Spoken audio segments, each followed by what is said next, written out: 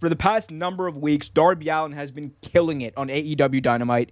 He's defending the title almost every week on television, having great matches with the likes of Jungle Boy, Matt Hardy, and John Silver, just to name a few. He's been the workhorse of the company, and many believe in the past few months, ever since he's won the title, he's been the one that's been carrying. Yes, you heard it right, carrying the AEW Dynamite brand. And it's very hard to argue with that. So, Trevor, we know he's been doing a great job. I know you've been raving about him, but, the question that comes to my mind is, like, looking back at this, right?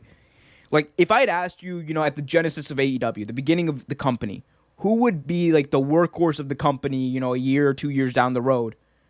Do you genuinely think that answer would have been Darby Allin? In my opinion, no. Honestly, not with me anyway.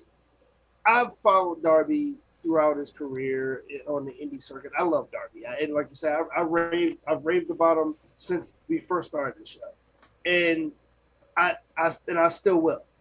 But if I had to pick who I would have thought it was, and I know this is pretty fucking cliche, but my picks would have been, one of them still is, but it would have been Cody Rhodes, John Moxley, and Kenny Omega. Right. That's exactly what I picked, which aren't bad picks at all. But Darby Allin was given a shot of a lifetime, shot for his career. He hit it out of the park. It has had amazing matches ever since. Like you mentioned John Silver, amazing match. You mentioned Jungle Boy, who honestly I think could honestly be another big time player in this company. Yes.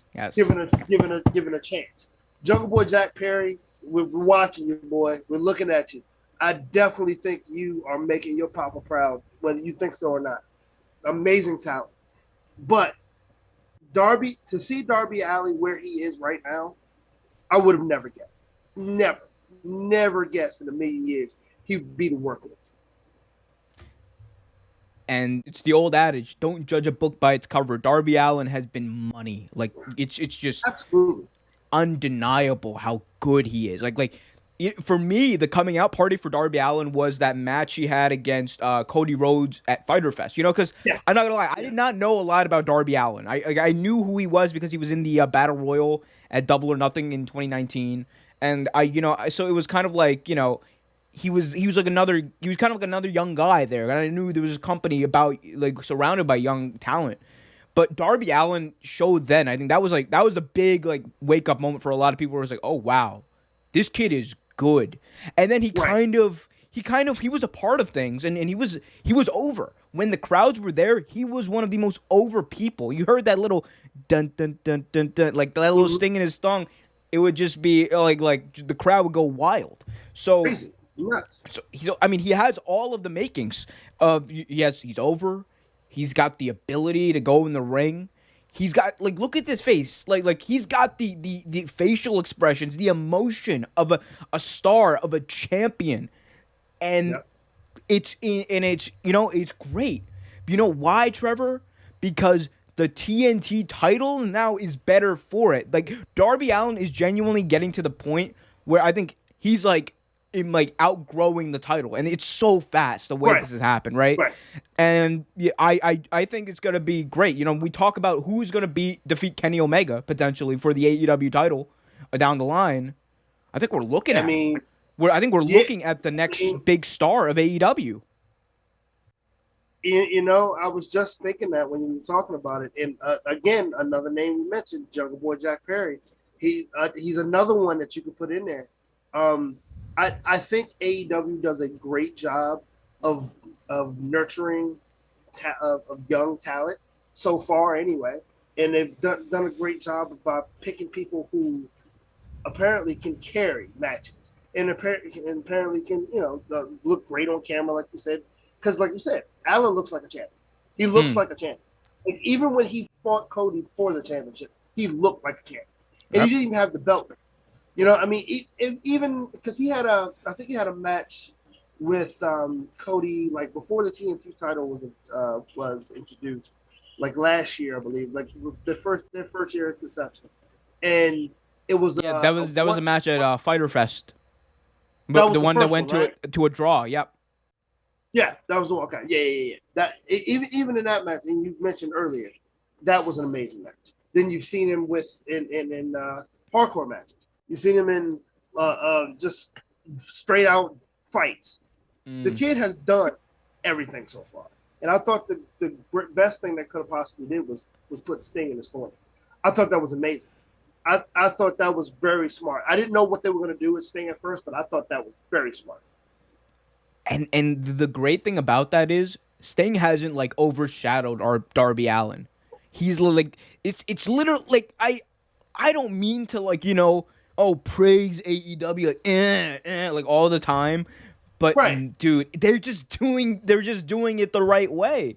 Like like Darby Allin literally he got the rub from Sting, and now Sting is just we see Sting as just like an accessory to Darby Allin at this point, which is exactly what you want with the older guy coming in and helping with putting the younger guy over. That's what this is about, and they've done a great job of it. And Darby Allin, like this cannot be understated. Darby Allin has taken the opportunity presented to him and ran with it. This dude is having the best matches in the company over the past few months. This dude is having the best feuds, the best, some of the best mic work. Like Darby Allin is a great promo. Yeah. When we first saw him, who would have thought that? Like, and again, it's one of those things. Don't judge a book by its cover.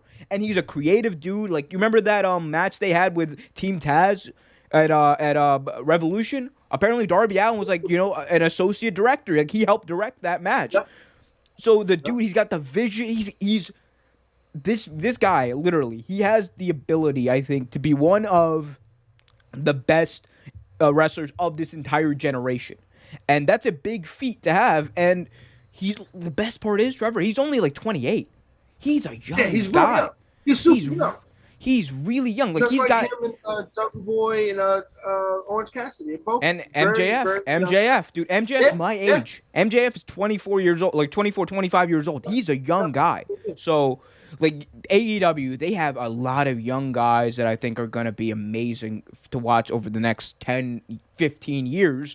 And I think that Darby Allin right now, though, is like the first one of that group to really take the reins and go like make things for himself. And again, I think the TNT Championship is also going to be better for it, because now you're looking at the TNT title and you're like, this is a workhorse championship. You're looking at it in a lot of ways like people looked at the Intercontinental Championship back in the day, back in the golden era of professional wrestling in the early 90s or in the late 80s. Right. Like, it was the workhorse belt. It was a belt you get before you go and get the World Championship. And I think again, if we're looking for the guy to defeat Kenny Omega when he's the belt collector and the first domino to fall in that story, there's no one better, and there's no one that could use it. Like Darby Allin's already a star, but he would be a mega star if they did that. Like, think of the merch. Think of like the appeal he has to like kids and everybody. Like he's great. I can't say it any better than that. Darby Allin is money. Kids love him. Like you see the fan base of him. I've seen several kids on the internet with the face paint on and everything, and riding skateboards because of him. Like he's very marketable. Thanks for watching this video from Real Take Sports Talk. Remember to like, share, subscribe, hit that notification bell so you get notified whenever a new video is released. Also, remember to check out our live show every single Thursday at 8 p.m. right here on the YouTube channel. And remember, keep it real.